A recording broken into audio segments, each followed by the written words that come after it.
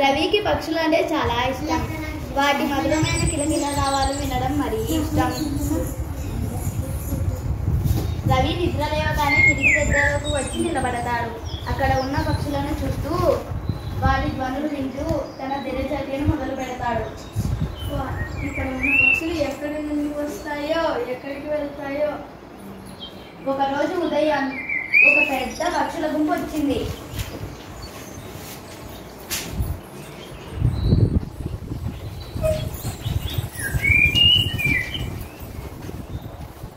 విద్యుత్ తీగల మీద కూర్చున్నాయి. రుజకిటమంటూ రెక్కలాడిస్తున్నాయి.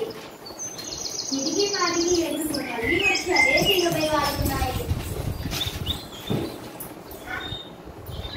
ఇదంతా రవి ఆసక్తిగా చూస్తున్నాడు. కొద్దిసేపటికి ఒక్కొక్కటిగా పక్షులన్నీ ఎగిరిపోసాగాయి.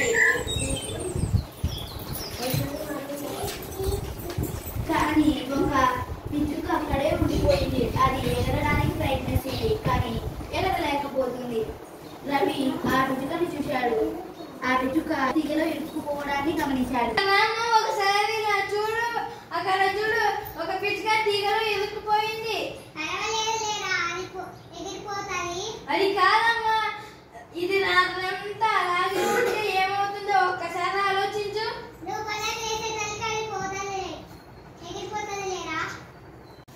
రవి రాత్రంతా ఇదే ఆలోచనతో పడుకున్నాడు. పిచ్చుకకి ఏమీ కాపాడదని కోరుకున్నాడు. మరుసటి రోజు ఉదయం లేదుగానే పిచ్చుక గుర్తొచ్చింది. గబగబా బయటికి వెళ్ళి తీగ వైపు చూశాడు. అక్కడి దృశ్యం చూసి ఆశ్చర్యపోయాడు. అమ్మ ఒకసారి అమ్మా, ఇక్కడ చూడు, పిచ్చుకకి వాడి తోటి స్నేహితులు ఎంత బాగా స్నానం చేస్తున్నాయో. మనం మాత్రం మనుషులు అయ్యింది, మనం మాత్రం ఏం చేయబోతున్నాము. అన్న నాన్న, ఎవరైనా ఆ పిచ్చుకని రక్షించాలి నాన్న.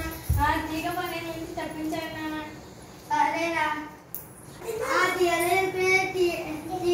కష్టం రా. అది అయినా కానీ ఎండుదిగా కానీ పైకుంది. విద్యుత్ ఆఫీస్ వాళ్ళకి చెప్తే వాళ్ళే తీస్తారు లేరా. ముందుకు బడికి వెళ్ళు. విద్యుత్ ఆఫీస్కి ఎవరు వెళ్తావు, ఎవరు పక్షిని కాపాడిస్తావు. అంతేందుకు, నేను బడికి పోయే బదులు విద్యుత్ ఆఫీస్కి పోయి సార్తో మాట్లాడి వస్తా. సార్ అక్కడ మీరు విద్యుత్ ఆఫీస్కి అక్కడ పిచ్చుక బడికి పోతుంది సార్. మీరెవరు ఇంతకీ? వీళ్ళెక్కడ? మీ నాన్న పేరేంటి? మా నాన్న పేరు రాఘవ. మేము పోస్ట్ ఆఫీస్ ఫీజులో ఉంటాము. అక్కడ మా ఇంటి దగ్గర స్తంభం కాడ ఒక పిచ్చుక తీగలో ఇరుక్కుపోయింది. మేము విద్యుత్ ఆఫ్ చేస్తే ఆ పిచ్చుక బతుకుతుందండి. విద్యుత్ ఆఫ్ చేస్తాను, మనుషుల్ని పంపిస్తాను. సరే అయ్యింది ఇంకా, కానీ ఎవరు వస్తారా కానీ ఈ పిచ్చుక తీగలో ఇరుక్కుపోయింది. ఎప్పుడు బయటపడుతుంది? మళ్ళీ చనిపోతుంది.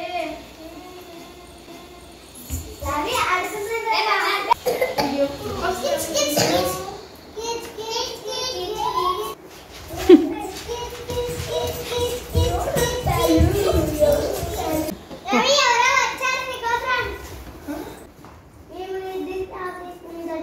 వచ్చావా సార్? మీకోసమే ఎదురు చూస్తున్నాను.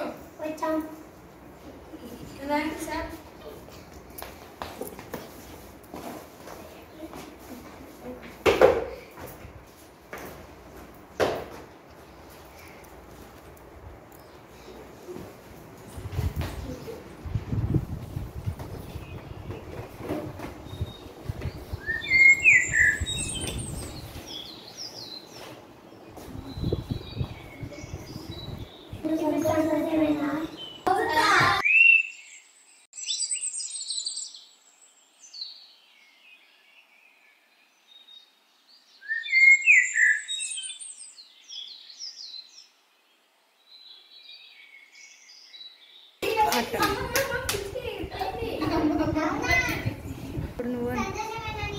అవునమ్మా, చాలా సంతోషం.